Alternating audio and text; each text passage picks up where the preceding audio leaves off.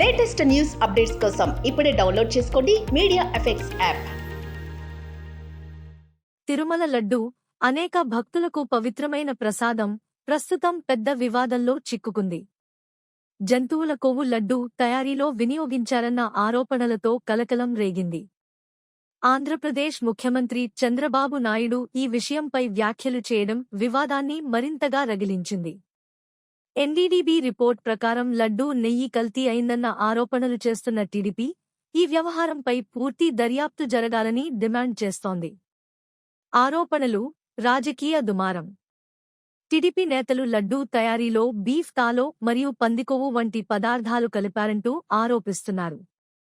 ఈ ఆరోపణలు భక్తుల మనోభావాలను తీవ్రంగా దెబ్బతీశాయి. వైసీపీ నేతలు మాత్రం ఈ ఆరోపణలను తిప్పికొడుతూ ఇవన్నీ చంద్రబాబు నాయుడు రాజకీయ ప్రయోజనాల కోసం చేస్తున్న కుట్రలని పేర్కొన్నారు. సీబీఐ విచారణ జరపాలన్న డిమాండ్లు మరింత ఉధృతమవుతున్నాయి. కీలక వ్యక్తుల స్పందనలు. టీడీపీ లడ్డూ నాణ్యతను తగ్గించారని ఆరోపిస్తూ పూర్తిస్థాయి దర్యాప్తు జరపాలని డిమాండ్.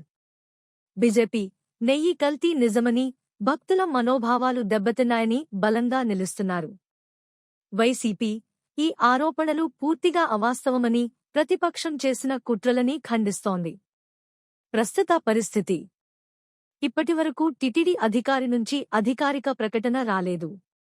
రమణ దీక్షితులు శుక్రవారం మీడియా ముందుకు రాబోతుండటంతో ఆయన వ్యాఖ్యలు ఏమిటన్నదే అందరి దృష్టిని ఆకర్షిస్తోంది.